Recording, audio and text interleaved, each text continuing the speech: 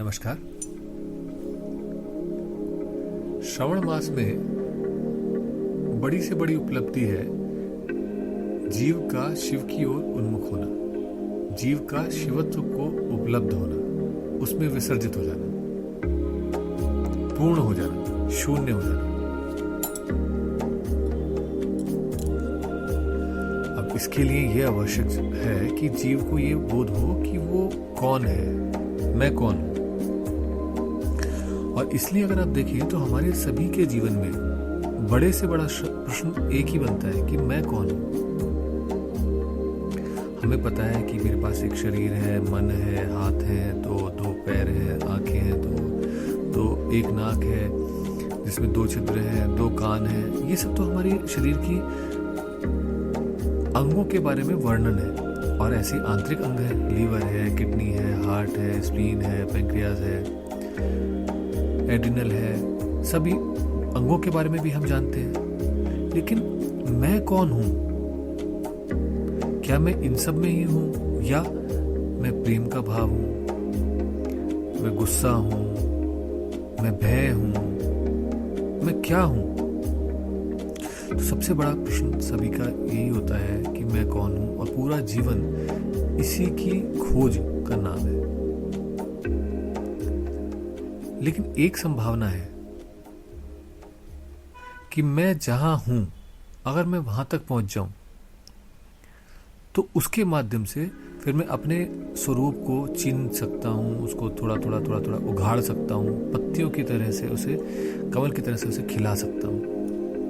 लेकिन उसके लिए मुझे उस बीज में जाना पड़ेगा जहां से वो फूल खिलता है।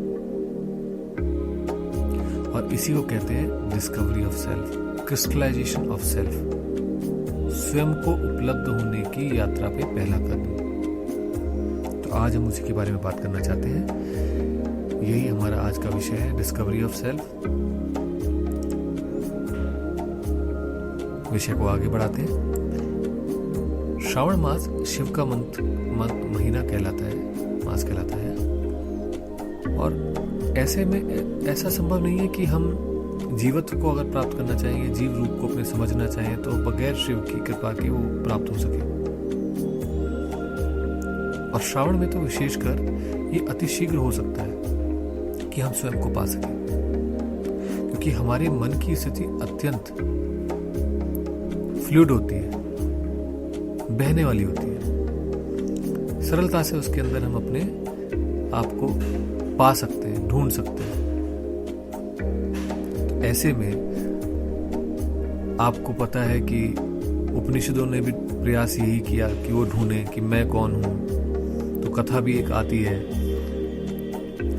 कि जीवन किसकी वजह से चल रहा है, इसको बताने के लिए कथा आती है कि एक एक अंग अपने आप को शिथिल करता गया, लेकिन शरीर की मृत्यु नहीं हुई, लेकिन प्राण निकले तो शरीर की मृत्यु हो गई।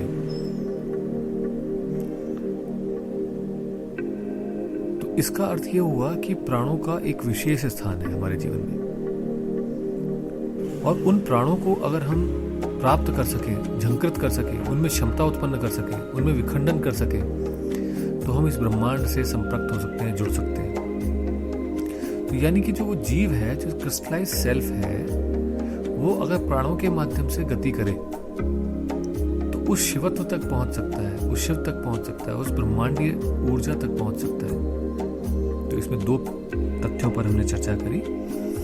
पहला, अपने जीव स्थान को प्राप्त करना, मैं के स्थान पे पहुंच जाना, जहां से हम कमल की भांति अपने स्वरूप को स्पष्ट कर सकें, और प्राणों के माध्यम से, जो कि हमारे जीवन के लिए अत्यावश्यक है, उनके माध्यम से इस गति को संपन्न करना। तो अगर आप देखें हमारे जीवन में जीव का जीवन तभी तक संभव है जब तक प्राण है। तो यही 2 मूल तथ्य हुए, वो जीव, वो प्राण, ये 2 मिलकर के ही जीवन बनता है।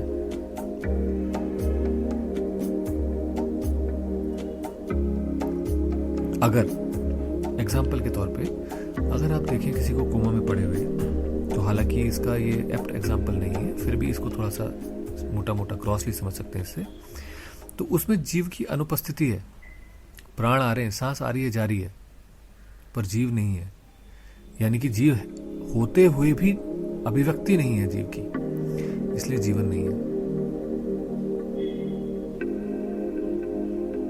तो ऐसे में हमें ये समझना पड़ेगा कि अगर रास्ते का प्रारंभिक बिंदु जीव है, जीव स्वयं है, उसका बोध हो और उसे रास्ते में किस रास्ते से जाना है उसके लिए उसका रथ प्राण बने, तो उसे जहां पहुंचना है वो शिव है। और ये 3 बिंदु ही हमें मिलाने हैं। तो जो शिव है अब उनको समझते हैं। तो शिव को तंत्र में स्थाणु कहा गया है, constant, something that does not very, does not change with काल और विद देश, जो कहीं पर भी परिवर्तित नहीं होते, अपरिवर्तित है, अपरिवर्तित है। तो ऐसे में जो स्थाणु है, जो कांस्टेंट है, जिसके चारों तरफ सारी क्रिया चल रही है, सारे परिवर्तन घटित हो रहे हैं, उस मूल कांस्टेंट को ही शिव कहते हैं।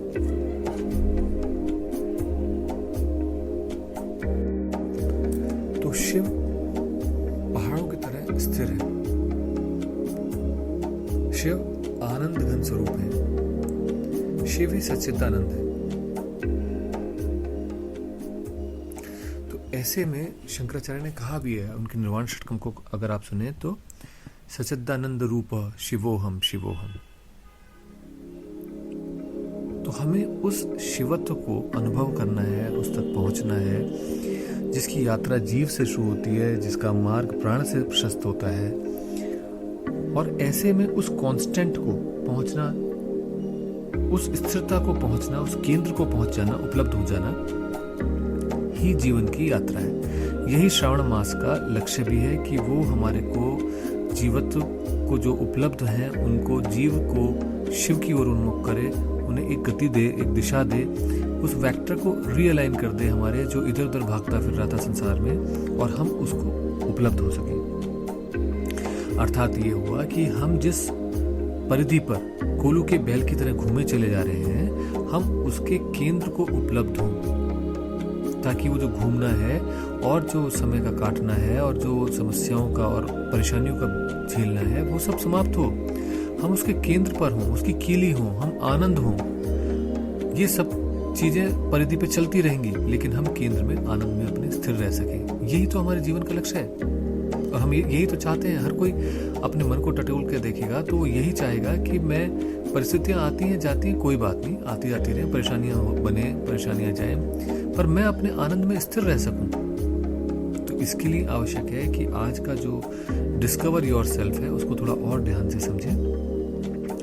अब योग तंत्र की गहरी से गहरी बात में चलते हैं, जहां से इसका सूत्र शायद हमें मिल सके। स्पंदकारिका, पहला स्पंदन जिससे इस ब्रह्मांड की उत्पत्ति हुई। तो अगर आप देखें तो मेरा और आपका या किसी का भी ब्रह्मांड तब जन्म लेता है जब उस आनंद की घटना से हमारे जाइगोट का निर्माण होता है, उस पहले बीज का निर्माण होता है जिससे पूरा हमारा शरीर की संरचना बनती है। तो इसका अर्थ क्या हुआ कि माता पिता के स्पर्म और एग के मिलने से जो जाइगोट बनता है, उस जाइगोट के मल्टीप्लिकेशन से, माइटोसिस मियोसिस की क्रिया के होने से हमारे शरीर का निर्माण होता है, जिसमें चेतना वास करती है, जिसमें जीव वास करता है। तो अब हमें ये भी पता है कि जिस समय ये जाइगोट का फॉर्मेशन होती है तो इसी को ही गर्भ स्थापना भी कहते हैं, और गर्भ कुंडली से इसका ज्ञान बोध हो सकता है। अब ऐसे में अगर हमें ये समझ में आता है कि वो हमारा प्रारंभिक बिंदु है, तो हम अपनी सारी क्रियाकलापों को समेटते हुए, जैसे एक कछुआ अपने सारे अंगों को समेटकर अपनी शैल में घुस जाता है, हमें उसी जगह पहुंचना पड़ेगा जहां से हमने ये यात्रा प्रारंभ करी, क्योंकि उस समय हम संपूर्ण अस्तित्व के साथ उस बिंदु में थे, उस सेल में थे। उस समय मेरे हाथ भी थे, पैर भी थे, सर भी था, दृष्टि भी थी, सब कुछ था, लेकिन मैं उस एक सेल में अपने एक संभावना के रूप में था, एक बीज में एक संभावना के रूप में था, जो कि जमीन में अपनी माता के अंदर बोया गया और उसके बोने से एक वृक्ष के रूप में मैं निकल के बाहर आया हूं। तो क्या मैं वहां पहुंच करके उस बिंदु में स्थित होकर के अगर बिंदु भेदन का प्रयोग करूं।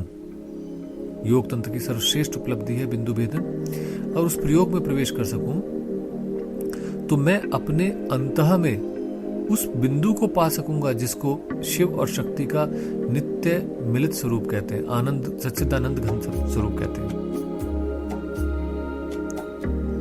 तो अब हमें करना क्या है, क्योंकि इससे ये तो समझ में आ गया कि हमारे अंदर वो स्टिलनेस, वो स्थिति, वो शांति जो शिवत्व में है, जो शिव में है, उसको हम उपलब्ध कर सकते हैं। लेकिन वो उपलब्ध होगी केंद्र पे, और केंद्र कहाँ है? जहां से मेरी उत्पत्ति हुई, जहां से मेरे शरीर का निर्माण होना शुरू हुआ, जिसके चारों तरफ विभिन्न प्रकार के अंगों का फैलाव हुआ, विस्तार हुआ। तो केंद्र तो वही रहेगा ना। जैसे देश की राजधानी तो एक ही होती है, उस राजधानी से ही जो है सारी संपन्नता चारों तरफ फैलती है, बढ़ती है, और सभी अंग अपने अपने कार्य को सुचारू रूप से संपन्न करते हैं। तो ऐसे ही अपने अंदर उस स्टिलनेस को पाने के लिए हमें अपने अंदर गहरे में उतरना ही पड़ेगा। वही यात्रा करनी पड़ेगी जिसके माध्यम से हम अपने केंद्र तक पहुंचे, अपने को क्रिस्टलाइज कर सके, और उसके बाद में उस स्टिल सेल्फ में शांति से स्थित रहें, उसमें स्थित रहें, और अपने चारों तरफ होते हुए झंझावातों में एक लीलावत क्रियारत रहे, कर्म करते रहे। वो कर्म जो है देश, परिस्थिति, काल के अनुरूप एक कर्म होगा जो स्पॉन्टेनिटी के साथ होगा, और जो कहीं पर बंधा नहीं होगा। क्यों? क्योंकि मैं तो वहां हूं ही नहीं, करता तो वहां से गायब हो गया, वो तो शिवत्व में चला गया, शिव में चला गया, और जो शिव में है वो कल्याणकारी है, और जो कल्याणकारी है वो सारे ब्रह्मांड के लिए और विश्व के लिए उचित है। तो ऐसे में हमें अपने आप को डिस्कवर करना ही पड़ेगा, उस जीव को ढूंढना ही पड़ेगा, तभी ये सारी यात्रा संपन्न हो पाएगी। वरना हम उससे बहुत दूर आ चुके हैं और अपने आप को जीवन की समस्याओं में उलझा हुआ पाते हैं, क्योंकि हम उस परिधि पे आ गए हैं जहां पर सरकमफ्रेंस पर, सर्कल के, जहां पर ये परिस्थितियां परिवर्तित होती रहेंगी। और वो परिधि जैसे जैसे हमारी उम्र बढ़ रही है और बढ़ती जा रही है, जैसे जैसे वो परिधि बढ़ रही है, रेडियस दूर होता जा रहा है केंद्र से हमारा, हम दूर होते जा रहे हैं, तो हमारी समस्याएं भी बढ़ती जा रही है, हमारी गति भी बहुत शिथिल होती चली जा रही है, और हम अपने आप को अधिक से अधिक परेशानियों से घिरा मानते हैं कि देखो कितनी सारी परेशानी आ गई, अब इसका क्या करें। एक समस्या हो तो मैं बताऊं, ये भी समस्या, ये भी समस्या, ये भी समस्या, ये भी समस्या, सारी समस्याएं ही बन जाती है। क्यों? क्योंकि जितना हम अपनी जड़ों से दूर होते जाएंगे, जितना हम केंद्र से दूर हो जाएंगे, जितना हम शिव से दूर हो जाएंगे, हम समस्याओं में ही रहेंगे। तो हमें करना क्या है? वापस इसके लिए एक साधारण सा प्रयोग है, जिसको करने से हम अपने आप को क्रिस्टलाइज अनुभव कर सकते हैं। और साधारण सा प्रयोग इसलिए मैं बोलता हूं क्योंकि जितनी भी बड़ी से बड़ी उपलब्धियां हैं वो बहुत सारे ज्ञानी और बहुत सारा ज्ञान इकट्ठा करने से नहीं प्राप्त होती हैं, वो ज्ञान को छोड़ देने से प्राप्त हो जाती हैं। और बहुत बार आपने अनुभव किया होगा कि आपको याद आ रहा होता है, कुछ याद आ रहा है, जवान पे रखा हुआ है उसका नाम, और जब आप कहते हैं अब नहीं आ रहा, छोड़ोगे, तो कुछ समय बाद सडनली आपको उसका नाम ध्यान आ जाता है। इसलिए जितनी महत्ता प्रयास की है, साधना की है, उतनी अप्रयास की भी है। और इसीलिए इस पर्टिकुलर क्रिया को, डिस्कवर योरसेल्फ को करने के लिए आपको कोई बहुत ज्यादा आडंबरों की आवश्यकता नहीं है। शांति पूर्वक अपनी रीढ़ को सीधा करें, नाभि को उठते और गिरते हुए देखें कुछ देर, और जब 2-4 मिनट हो जाए तो अपनी चेतना को भ्रूमध्य की ओर प्रेषित करें, यानी कि अपनी आंखों से, बंद आंखों से माथे में देखें कि क्या दिख रहा है, और कुछ नहीं करना, बस देखने का प्रयास करना है, और अपने को ढीला छोड़ दें। नाभि पे देखने का अर्थ यही था कि आप अपने को ढीला छोड़ दें। समय बीतता जाएगा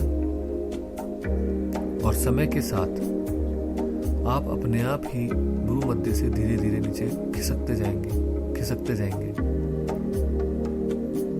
और ये खिसकना हृदय तक, फिर हृदय से नाभि तक पहुंच जाएगा। अब ये संभावना है कि ये पहले दिन ना हो, इसके लिए आपको नित्य प्रति प्रयास करना पड़ेगा। डेली 10 से 15 मिनट का अपना ये ध्यान प्रयोग बना लीजिए। बैठिए और नीचे गिरते जाइए। आंख बंद कीजिए, भ्रूमध्य पे देखिए और वो जहाँ तक नीचे गिर रहा है उसे गिरने दीजिए, उतरने दीजिए, उतरने दीजिए। ये उतरते उतरते नाभि में जाके स्थिर हो जाता है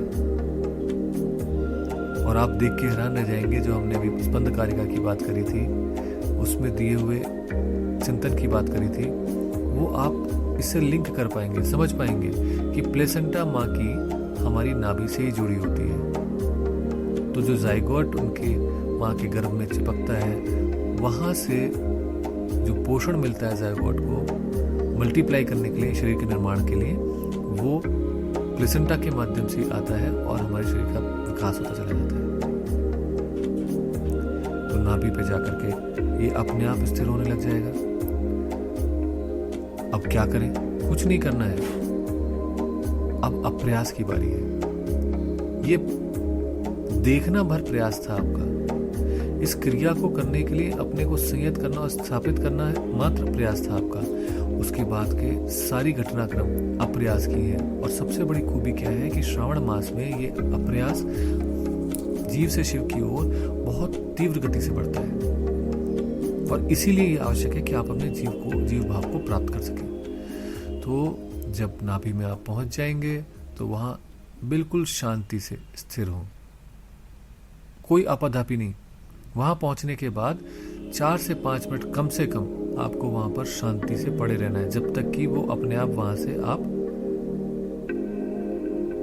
फेंक ना जाए। धीरे धीरे आप वहां पर स्थिर होने लगेंगे और जैसे जैसे ये स्थिरता बढ़ेगी, स्टिलनेस बढ़ेगी, ध्यान बढ़ेगा, वैसे वैसे आपके अंदर आनंद का प्रस्फुटन शुरू होगा। बहुत अच्छा लगेगा, बहुत शांति मिलेगी। और यही है क्रिस्टलाइज सेल्फ। जब आप इसको पा लेते हैं, जब जीव को पा लेते हैं, आपको प्रारंभिक बिंदु मिल जाता है, तो आप प्रयास कर सकते हैं अब प्राणों के माध्यम से प्राणायाम करते हुए, नाभि के साथ उज्जाई प्राणायाम करते हुए कि सांस आई तो नाभि उठी, सांस निकली तो नाभि गिरी। लेकिन ये प्रयोग मैं अभी इसलिए नहीं कहना चाहूंगा इसे करने के लिए कि पहले आप फर्स्ट पार्ट में अर्थात जीव में स्थिर हो। और जैसे ये स्थिरता आती है, अगला द्वार जो मैं बोल रहा था प्राण के साथ जुड़ने का, वो आपका प्राणों का दूसरा आयाम, पहला आयाम था हमें ऊपर से नीचे ले जाने का, दूसरा आयाम प्रारंभ हो जाएगा। तो हम जहां से आए हैं वहां वापस तो जाना ही पड़ेगा। अगर हम भ्रू से शुरू हुए थे तो वापस भ्रू तक पहुंचेंगे, लेकिन मैं नाभि में रुक जाऊंगा। तो इसलिए आप सबसे पहले उस जीव भाव को अपने प्राप्त हो, क्रिस्टलाइज करें सेल्फ को, discover yourself. The day you are able to discover yourself, then you can open eyes and discover other things. आज के लिए इतना ही। अगली बार जैसा हमने चर्चा की थी कि पंचाक्षरी मंत्र के बारे में बात करेंगे कि पंचाक्षरी मंत्र स्वतः हमारे अंदर से ही निकला है, उसे किसी ने बनाया नहीं। वो कोई सेंटेंस नहीं है, वो कोई वक्तव्य नहीं है कि ऐसा बोला जाए जिससे शिव खुश हो जाएंगे, ओम नमः शिवाय, तो शिव खुश हो जाएंगे। नहीं, उसकी संरचना का एक आधार है। वो हमारे अंदर से जो जिस प्रक्रिया को आज हमने सीखा जीव भाव तक पहुंचने का, उसी का ही एक अंग है। और किस प्रकार से उसका निर्माण होता है, सृजन होता है, आप जान करके बड़ा इंटरेस्टिंग लगेगा आपको। तो उसके ऊपर चर्चा करेंगे कि कैसे वो स्वतः ही हमारे अंदर निर्मित होता है। और दूसरा, ये प्राकृतिक रुद्राभिषेक क्या है और किस प्रकार से हमारे अंदर डेली अमृत का सिंचन होता है। तो आगे इन इंटरेस्टिंग टॉपिक्स पे बात करेंगे। तो आज के लिए इतना ही। आपके अंदर स्थित उस शिवत्व को मेरा प्रणाम, नमस्कार।